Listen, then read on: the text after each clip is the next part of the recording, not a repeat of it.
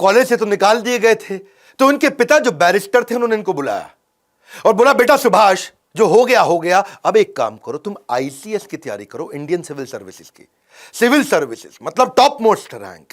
4 साल की तैयारी लगती थी और उस समय जो पढ़ाई थी वो इंडिया में नहीं थी, लंदन जाके पढ़ना पड़ता था। और 4 साल की तैयारी के लिए इनको लंदन भेजा। इतने बुद्धिजीवी, इतने जबरदस्त बुद्धिमान कि 4 साल की पढ़ाई इन्होंने 7 महीने में कर ली और रैंक होल्डर हो गए। 4th रैंक इनको मिली। अमूमन भारतीय उस समय सिविल सर्विसेज में नहीं जाते, इन्होंने अंग्रेजों को पीछे छोड़ दिया। अच्छा, अब ये जब वहां पे रैंक होल्डर बने, इनके मन में क्या है, देश लुट रहा है अंग्रेजों के हाथ में और मैं मौज काटूं उन्हीं के साथ में। तो इनको बड़ा फील हुआ कि मैं आईसीएस की नौकरी को इन्होंने 1921 में उसी समय लात मार दी और ये घटना जो है जंगल की आग की तरह फैल गई। और अब उसके बाद ये आग की तरह फैल गई। अंग्रेज बड़े हैरान हुए कि भाई पहला आदमी भारतीय जो आईसीएस की नौकरी को लात मार रहा है। किसी को विश्वास नहीं हुआ, पहले कभी किसी ने छोड़ी नहीं थी।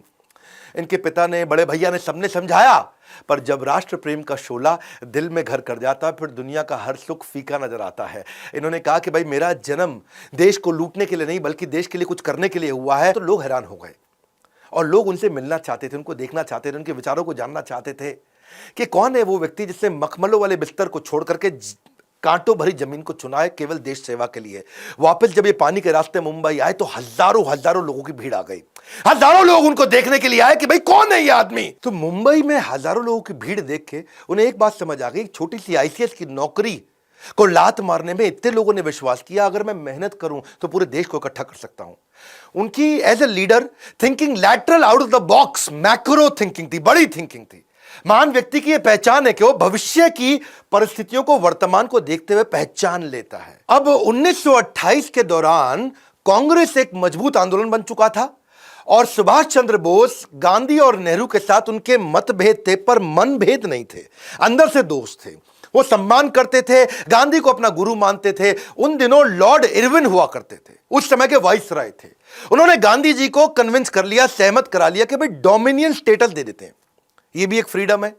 अब आप फ्री हो जाओगे, आपको डोमिनियन स्टेटस मिल गया, आप अपनी सरकार चलाओगे, अपने इलेक्शन करोगे। और उन्होंने इस प्रस्ताव को कलकत्ता अधिवेशन में प्रस्तुत किया कि भाई डोमिनियन स्टेटस ले लो। अच्छा, ये इनको पसंद नहीं आया। सुभाष चंद्र बोले डोमिनियन स्टेटस नहीं चाहिए, मुझको कंप्लीट फ्रीडम चाहिए। उन्होंने इसका कंप्लीट फ्रीडम के लिए बहुत झगड़ा किया क्योंकि उन्होंने समझाया कि भाई डोमिनियन स्टेटस का मतलब है आप ऑटोनोमस कम्युनिटी तो हो जाएगी लेकिन चलाएगा ब्रिटिश एम्पायर। और पूर्ण स्वराज, कंप्लीट इंडिपेंडेंस का मतलब है कंप्लीट टोटल इंडिपेंडेंस। भाई सरकार अगर भारतीय चलाएंगे और पॉलिसी ब्रिटिश हुकूमत देगी तो डोमिनियन स्टेटस से क्या फायदा। अगर सरकार चलाने और पॉलिसी बनाने दोनों के अधिकार भारतीयों को मिलेंगे, उसी का फ्रीडम हमारे को चाहिए। क्योंकि डोमिनियन स्टेटस का एक ही मतलब है कि आप कोई डिसीजन नहीं ले सकते डिफेंस पे, कम्युनिकेशन पे और फॉरेन रिलेशन पे, लेकिन अगर कंप्लीट फ्रीडम मिल गया तो आप कोई भी डिसीजन ले सकते हो। तो डोमिनियन स्टेटस का प्रभाव ऐसा पड़ता कि भारत अपनी ना तो सैन्य शक्ति पर काम कर सकता था, भारत दूसरे मुल्क के साथ अगर कोई व्यापारिक रिश्ते बनाना है तो वो खुद से कर नहीं सकता, ब्रिटिश असेंबली से जाकर उसको परमिशन लेनी पड़ेगी।